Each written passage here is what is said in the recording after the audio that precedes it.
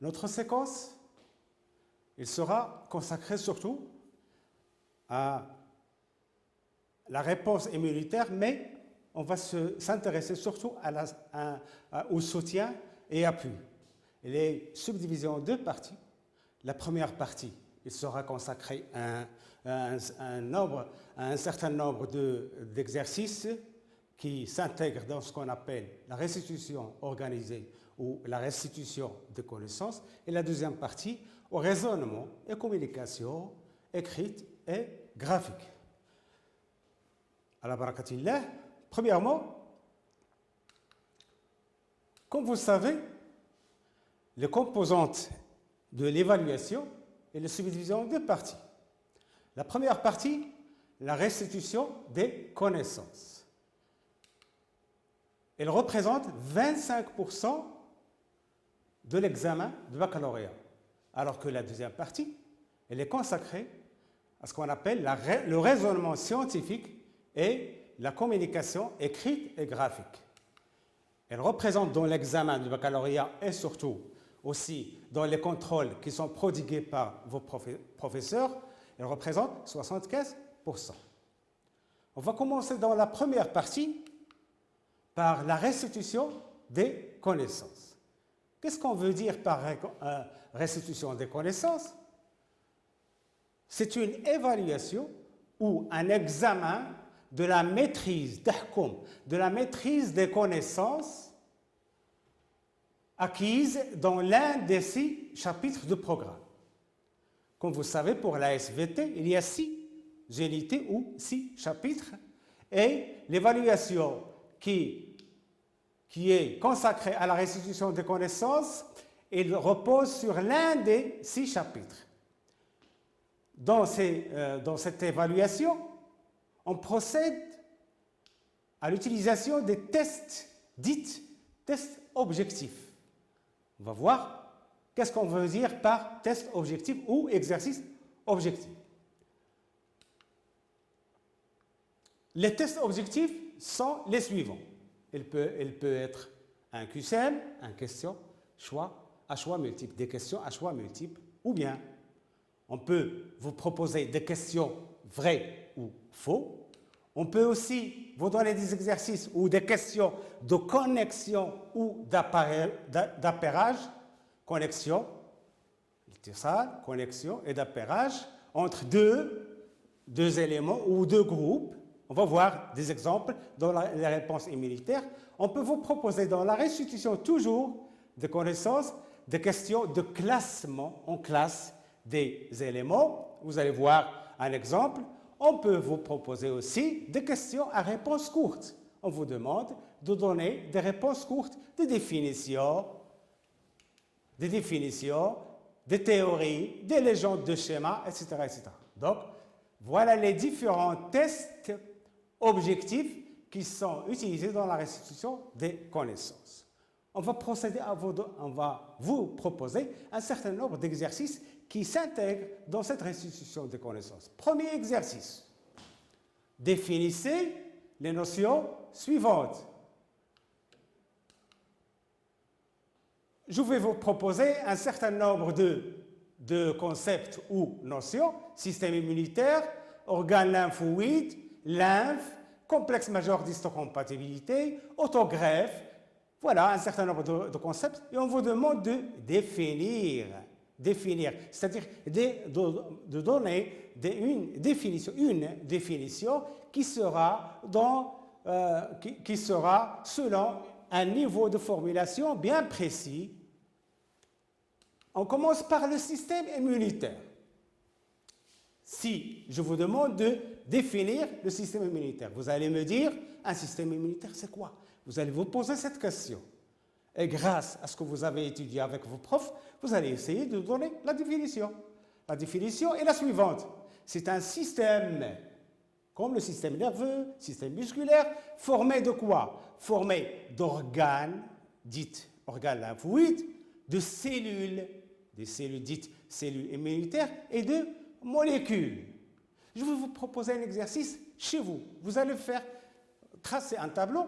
Vous allez mettre dans une colonne dans laquelle vous allez mettre les organes lymphoïdes. Organes. Quels sont les organes lymphoïdes? Vous allez noter et énumérer les différents organes. Vous allez chez vous mettre ou énumérer les différentes cellules immunitaires. Cellules immunitaires, macrophages, polynucléaires, lymphocytes B, lymphocytes T, toutes les cellules, vous allez essayer de les mettre dans le tableau chez vous. Et aussi les molécules. Quelles sont les molécules qui interviennent dans la réponse immunitaire? Il y a l'anticorps, il y a le système de complément, les prostaglandines. Vous allez énumérer tous les différentes molécules. Donc, le système immunitaire, c'est un système formé d'organes lymphoïdes, de cellules immunitaires et de molécules. On va passer à la au deuxième concept, ou la définition d'organes lymphoïdes. C'est quoi organes lymphoïdes? Les organes lymphoïdes, c'est l'ensemble des organes au niveau desquels se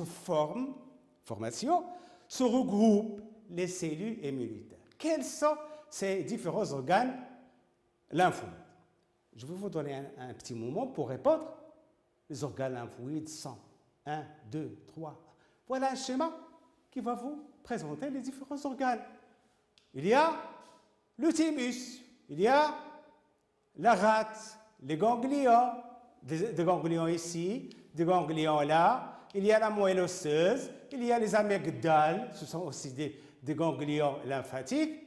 Donc, voilà un certain nombre d'organes, dits organes lymphoïdes. C'est quoi les organes? Ensemble des organes au niveau desquels se forment et se regroupent les cellules immunitaires. Vous avez étudié avec votre prof ou vos profs pendant les séquences précédentes quels sont les différents organes. Vous allez les énumérer, mais on va les reprendre après. On passe au concept lymphe et sang. Le sang, vous l'avez étudié en troisième année collégiale. La lymphe, c'est quoi la lymphe? Vous voyez ici le cœur, les poumons.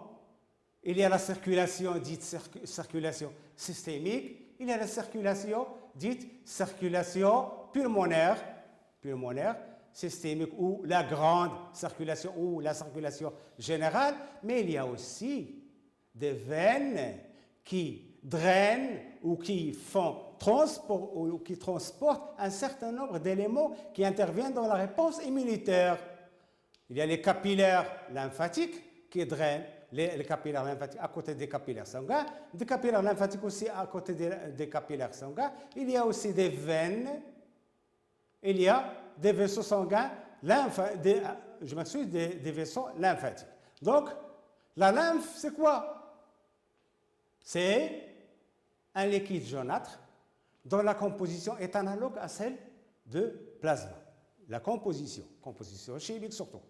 Elle contient notamment des lymphocytes, mais pas de globules rouges. Les globules rouges sont transportés au niveau de la circulation sanguine, alors qu'au niveau de la circulation lymphatique, on trouve des lymphocytes, d'autres cellules sanguines.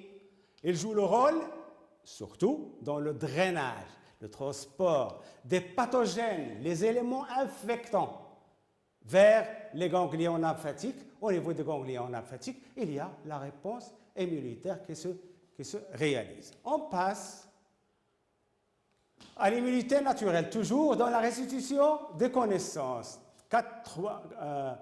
La question 8, citer 3 types de barrières naturelles. Les barrières naturelles qui empêchent le passage des éléments pathogènes. Quels sont ces éléments, ces barrières? Ils vous ont demandé de citer 3. La première, barrière mécanique. Exemple, la peau. La peau ne laisse pas passer les éléments pathogènes, sauf s'il y a lésion de la peau. La peau, la muqueuse, les muqueuses intestinales, les muqueuses respiratoires et d'autres muqueuses, puis les cils qui se trouvent au niveau du nez, de l'appareil respiratoire. Donc, toutes ces barrières, tous ces éléments sont des barrières dites barrières mécaniques. Il y a aussi les barrières chimiques. Barrières, c'est-à-dire qu'ils ne laissent pas passer les agents pathogènes. Chimique, exemple, sécrétion de la salive. La salive contient des enzymes qui empêchent l'entrée, le passage des éléments pathogènes. Les larmes, grâce aux glandes lacrymales, ils ne laissent pas aussi passer les agents pathogènes. La sueur, les glandes sécrétées par les glandes sudorépares au niveau de la peau et qui permettent aussi de lutter contre l'entrée des éléments pathogènes à l'intérieur du milieu intérieur.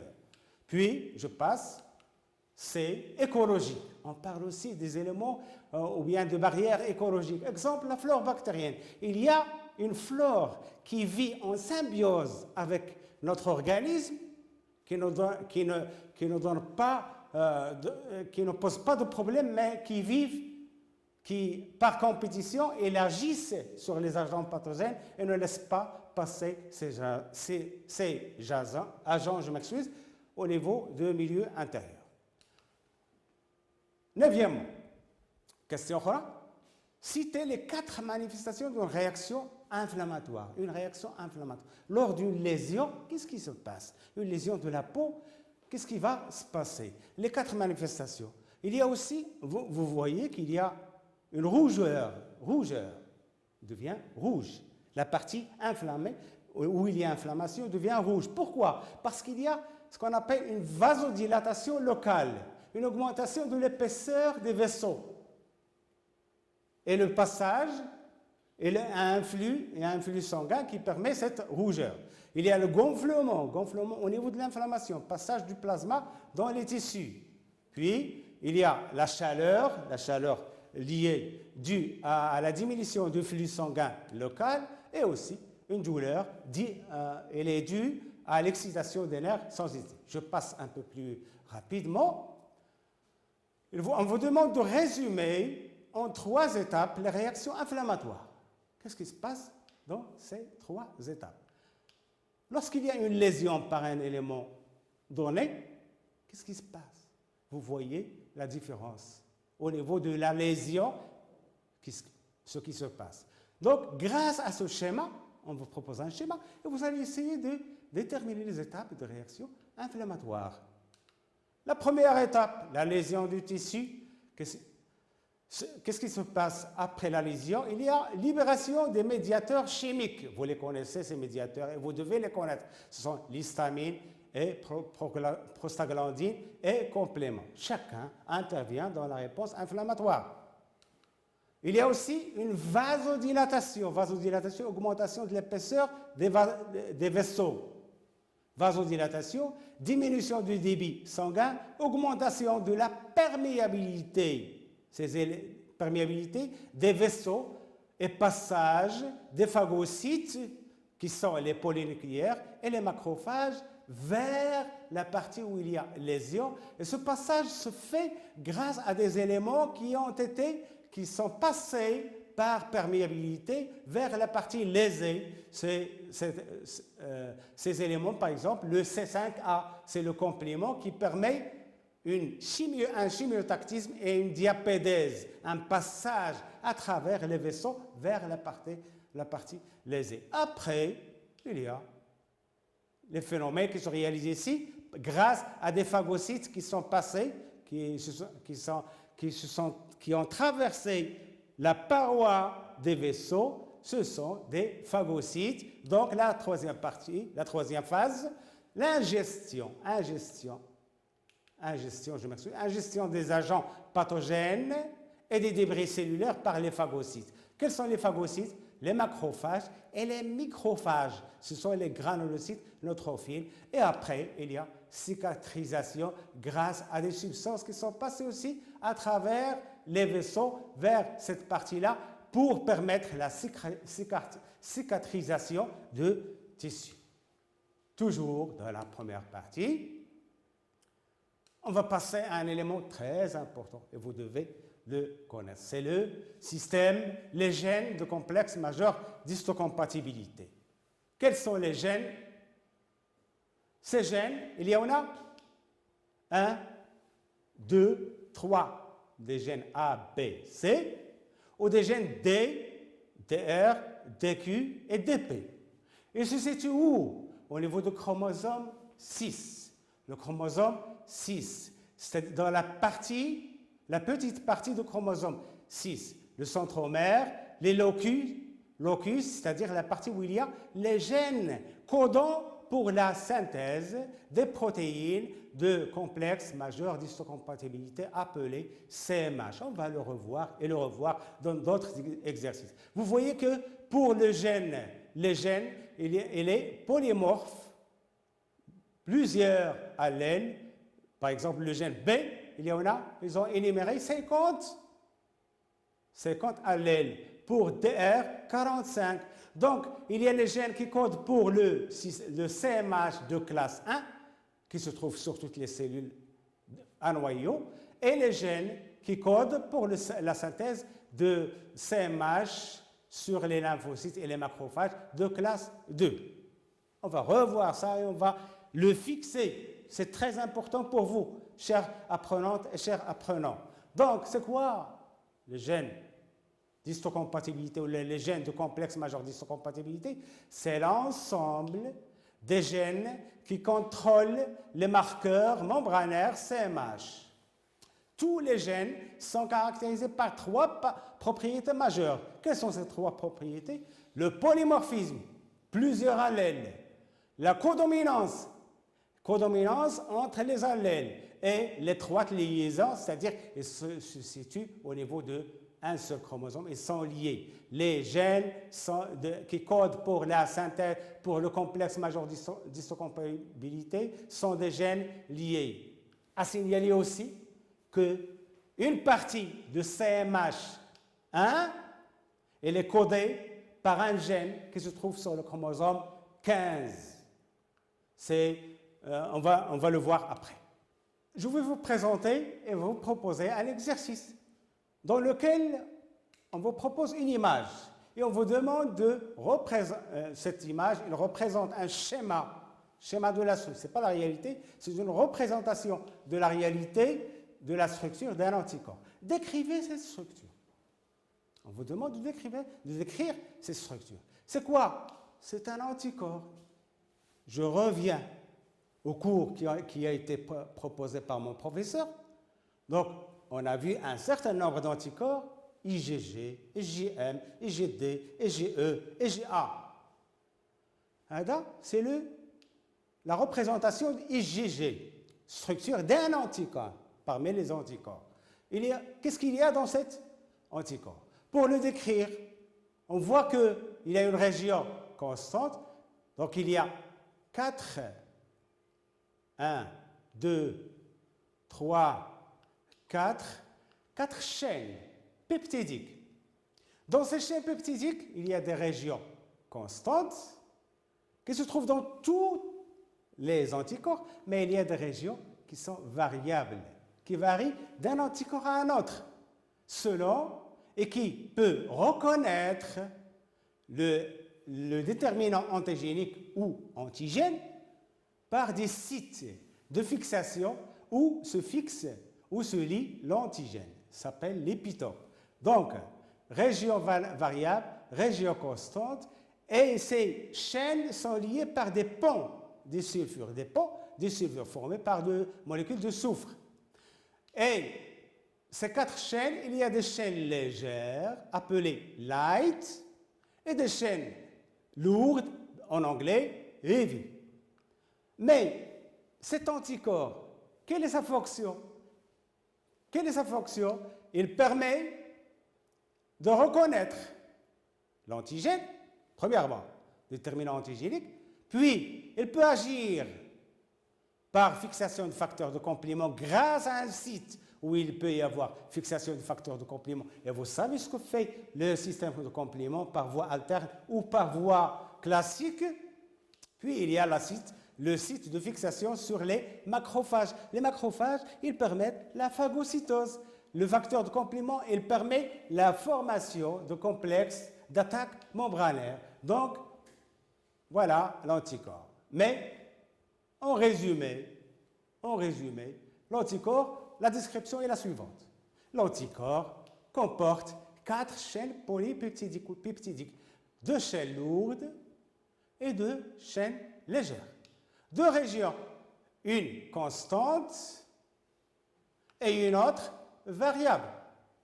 4 sites, 2 sites de liaison de l'antigène, un site de fixation de macrophage et un site de fixation de système de complément. Je passe.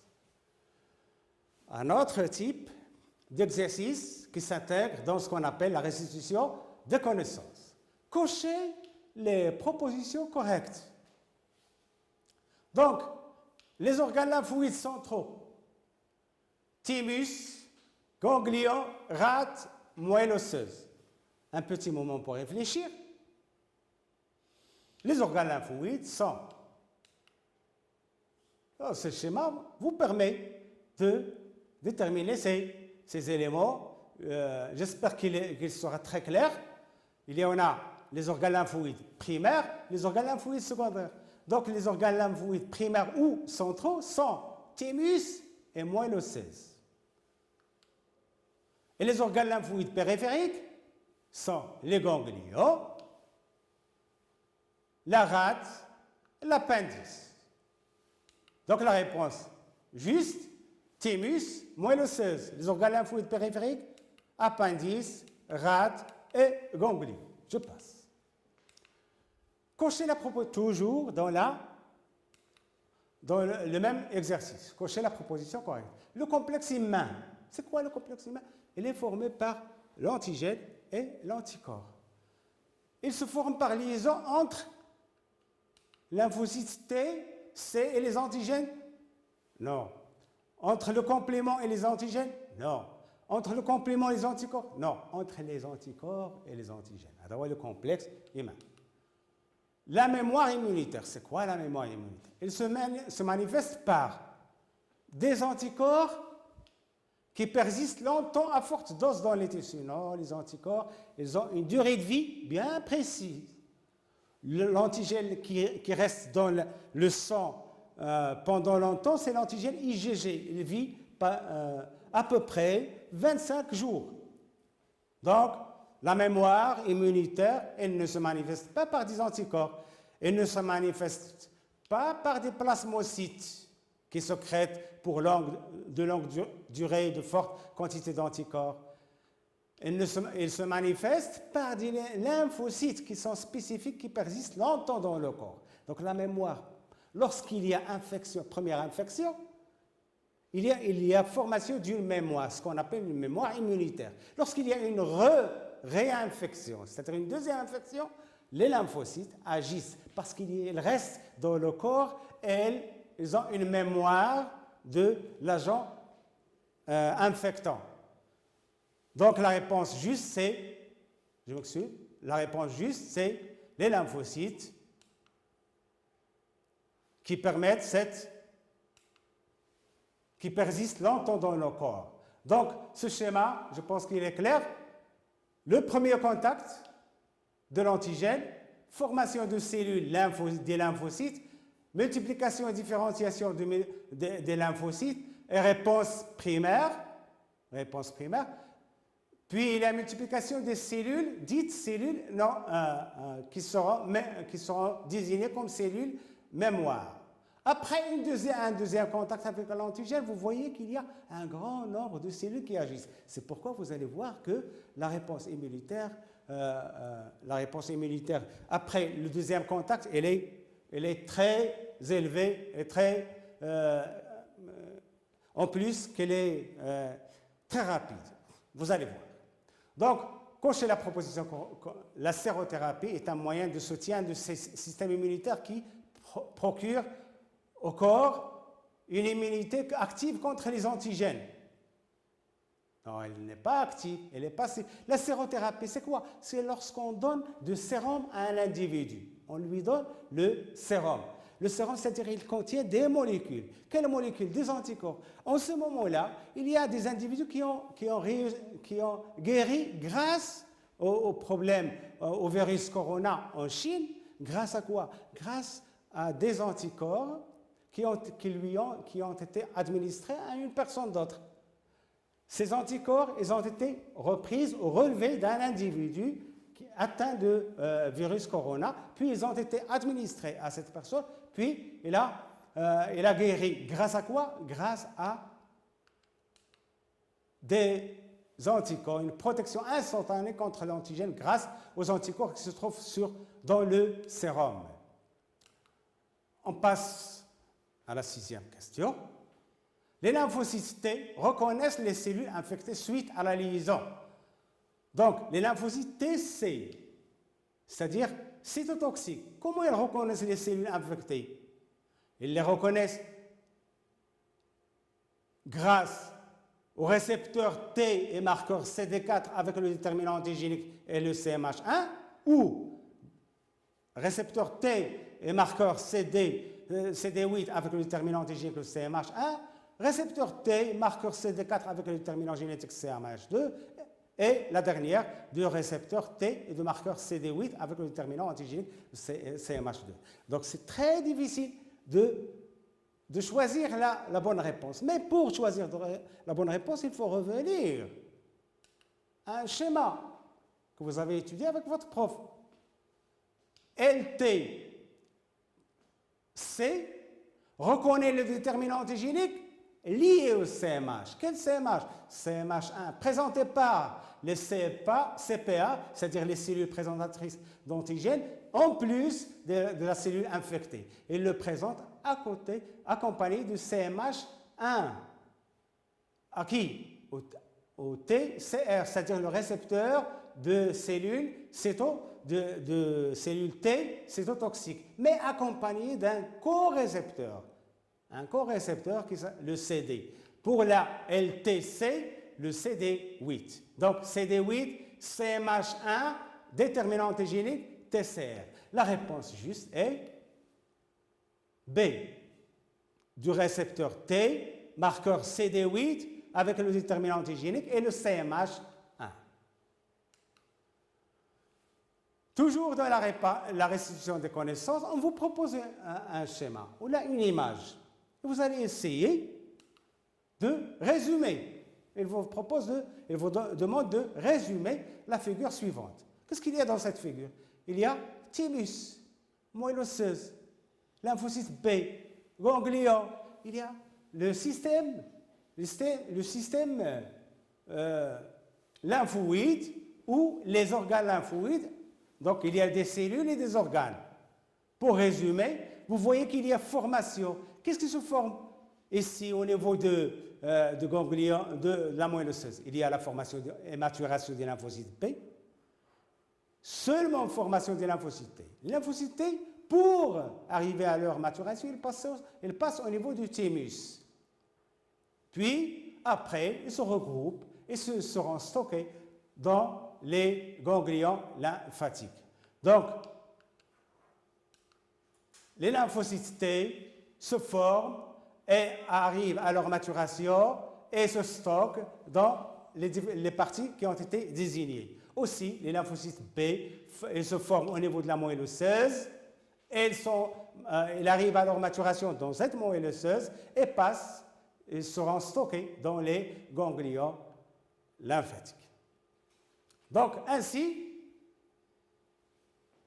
on passe maintenant à un autre type d'exercice qui s'intègre dans la restitution des connaissances, c'est-à-dire on vous propose des propositions ou des définitions, vous allez essayer de répondre.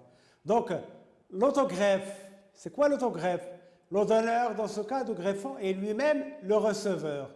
Est-ce que la greffe, elle sera réussie ou rejetée? Elle sera réussie parce que le donneur est lui-même. On prend une partie de son organisme et on l'intègre dans le même organisme. Donc, on parle de autogreffe. Deuxième, isogreffe, donneur et receveur génétiquement identiques. Quand est-ce? Quand les deux individus sont génétiquement identiques, c'est-à-dire deux jumeaux.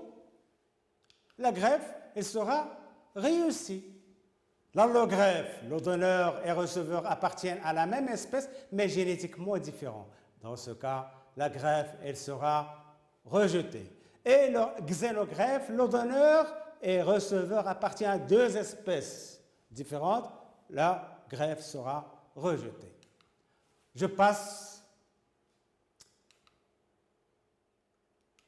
Les macrophages reconnaissent spécifiquement les antigènes. Spécifiquement. Ce n'est pas juste. Les immunoglobulines sont des protéines sériques, immunoglobulines sont des protéines sériques qui se lient spécifiquement aux antigènes. Oui, c'est vrai.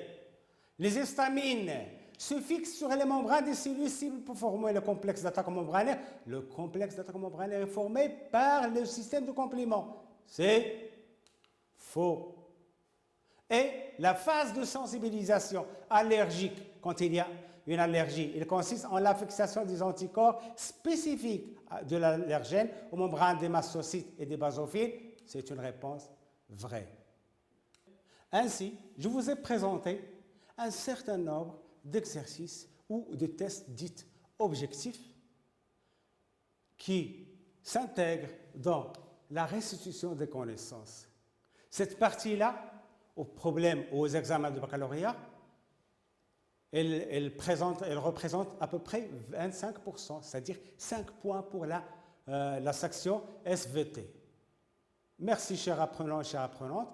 La deuxième partie, elle sera consacrée surtout à ce qu'on appelle le raisonnement scientifique et la communication graphique et écrite. Merci.